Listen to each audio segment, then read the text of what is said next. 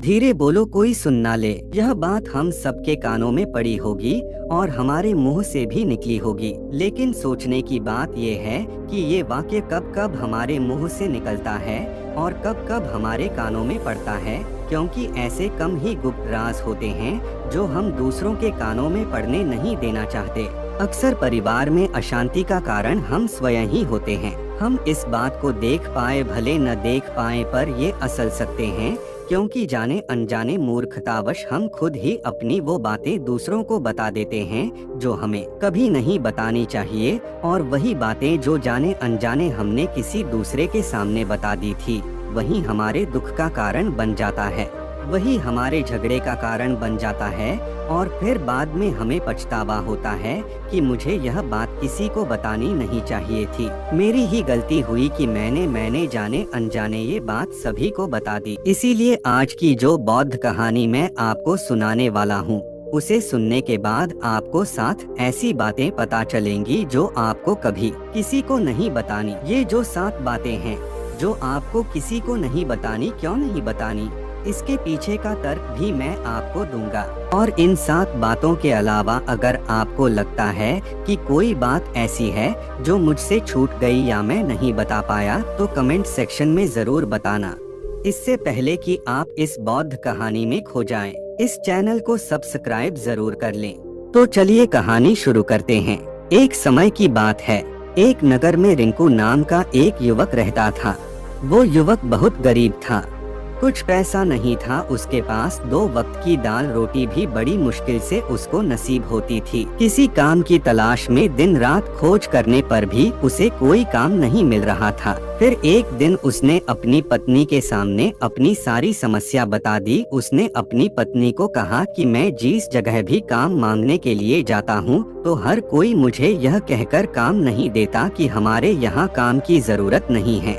मैं काम की तलाश कर करके थक चुका हूँ। मुझे समझ नहीं आता कि मैं तुम लोगों का पेट कैसे भरूंगा, अपने बच्चों को कैसे पालूंगा, और ये चिंता मुझे दिन रात खाए जा रही है। यह सुनकर उसकी पत्नी ने कुछ सोचकर कहा कि तुम एक आदमी के पास एक बार ही काम मांगने के लिए जाते हो, और जब वो काम नहीं देता तो तुम 2 बार उसके पास जाते तक नहीं हो। अगर तुम्हें उनसे काम लेना है तो तुम्हें हमदर्दी जतानी होगी, तुम्हें उनसे हमदर्दी हासिल करनी होगी, अपनी गरीबी दिखानी होगी, ताकि वो लोग तुम्हारी मजबूरी समझकर तुम्हें काम पर रख लें। इसीलिए शर्म मत करो, उन्हें अपनी मजबूरी बताओ, अपनी गरीबी बताओ, और इसी उपाय से तुम काम पा सकते हो। ये बात रिंकू के मस्तिष्क में बैठ गई, और अगले दिन काम मांगने के लिए वो उसी सेठ के पास जा पहुंचा जहां पर वो पिछले दिन काम मांगने के लिए गया था। लेकिन इस बार उसने हाथ जोड़कर उस सेठ से प्रार्थना की, उससे विनती की कि वो बहुत गरीब है और उसे काम की बहुत आवश्यकता है। वो जो कुछ भी उसे देंगे उसमें संतुष्ट हो जाएगा, पर कृपया करके मुझे अपने यहाँ काम पर रख लें। उसकी ये हालत देखकर उस सेठ ने उसे अपने यहाँ काम पर रख लिया। वो रोज वहाँ पर काम पर जाने लगा। अंदर ही अंदर वो खुश तो था कि उसे काम तो मिला, लेकिन उसे वेतन दूसरे लोगों से कम मिलता था। वही काम जो दूसरे लोग कर रहे थे उन्हें ज्यादा वेतन मिल रहा था और इसे कम वेतन मिल रहा था। जब इस बारे में उसने अपने सेठ से कहा तो सेठ ने कहा कि देखो भाई, तुम्हें काम की जरूरत थी, मैंने तुम्हें काम दिया, मेरा धन्यवाद करने की बजाय तुम मुझसे शिकायत कर रहे हो, ये एक ऐसी भलमनसाहत है। ये सुनकर रिंकू वहीं पर चुप हो गया।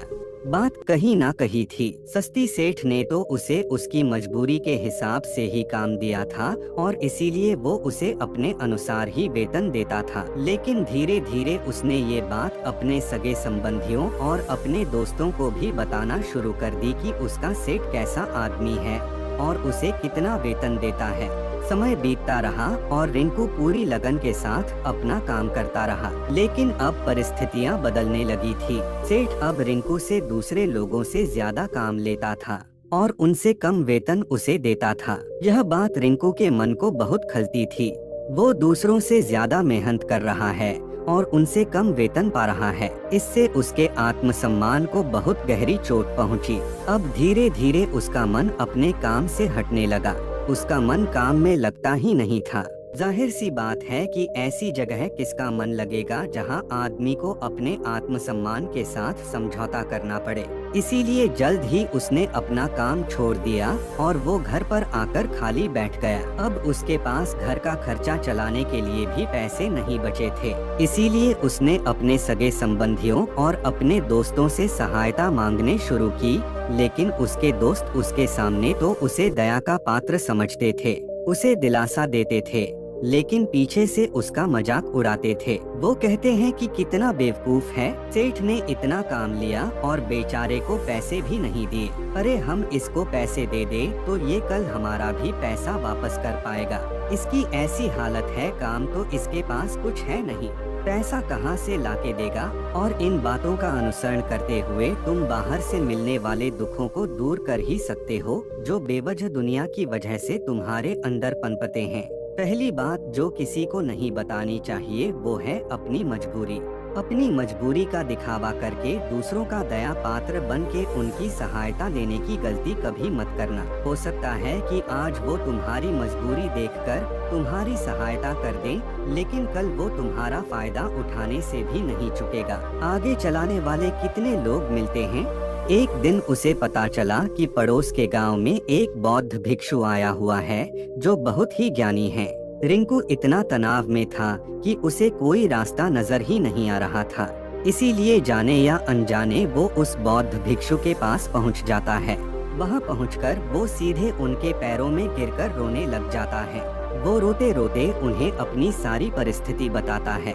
उसे बताता है कि किस तरह उसके सेठ ने उसका फायदा उठाया और उसके सगे संबंधी उसके साथ कैसा व्यवहार रखते हैं।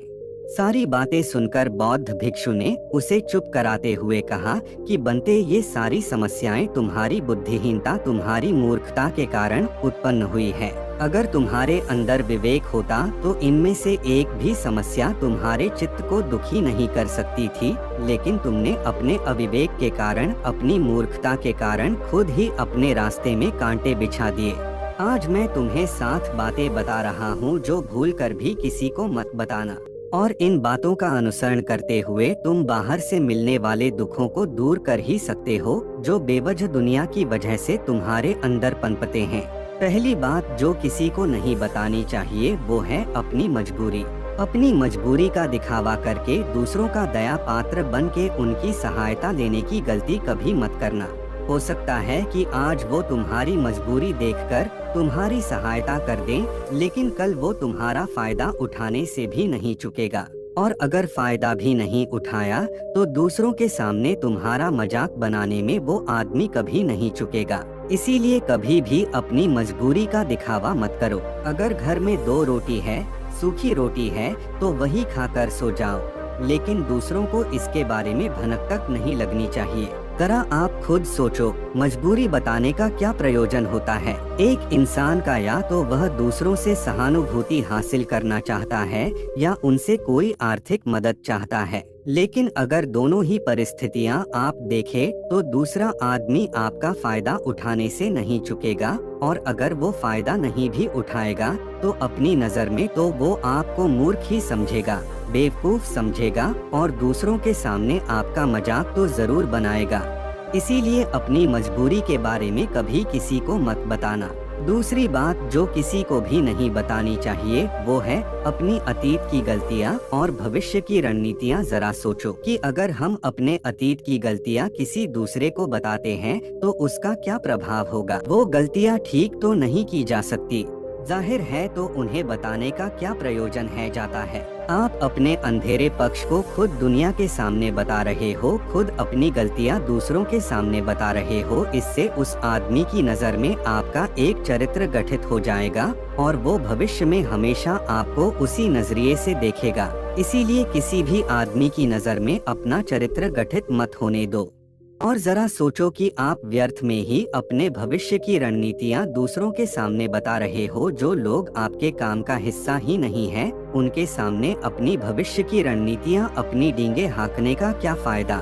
वो लोग आपकी सहायता तो नहीं करेंगे, लेकिन आपकी भविष्य की रणनीतियों में बाधा जरूर बन सकते हैं।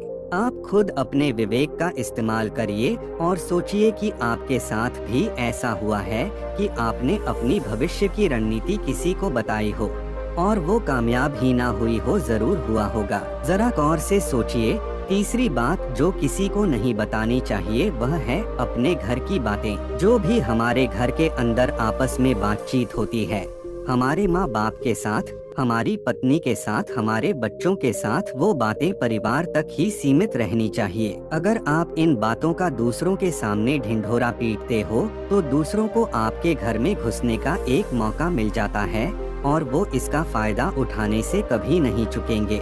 वो आपके परिवार के सदस्यों को आपसे दूर लेकर जाने की कोशिश करेंगे। अक्सर ऐसा होता है, हम समाज में देखते हैं कि हम अपने घर के झगड़ों को कम करने के लिए उन झगड़ों को अपने पड़ोसियों और दूसरे सगे संबंधियों को बता देते हैं, लेकिन इससे आपको सहायता कभी नहीं मिली होगी, बल्कि आपके घर के लड़ाई झगड़े और ज्यादा बढ़ गए होंगे और वो जाहिर है वो बढ़ेंगे। अगर आप अपने माँ बाप की बात दूसरों को बताएंगे तो आपके माँ बाप को बुरा लगेगा ही कि हमारा बेटा हमसे बताए बगैर दूसरों को ये बातें बता रहा है। इसीलिए अपने घर की बातें और अपने घर की लड़ाई झगड़े किसी के सामने मत बताना। अगली बात जो मैं आपको बताने जा रहा हूँ, जो किसी को नहीं बतानी चाहिए, वो सुनने पर बहुत अजीब लग सकती है, लेकिन उसका सत्य भी मैं आपको एक तर्क के माध्यम से दूं।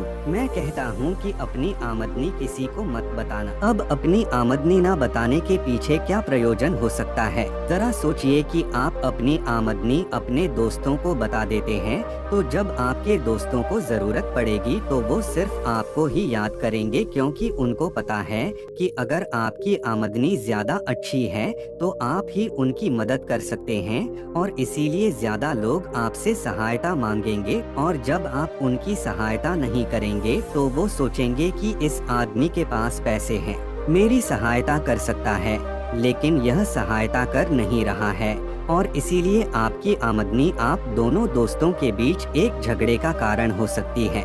कम आमदनी होगी तो लोग मजाक उड़ाएंगे और ज्यादा होगी तो सहायता मांगेंगे, तो अपनी आमदनी बताने का कोई प्रयोजन नहीं है।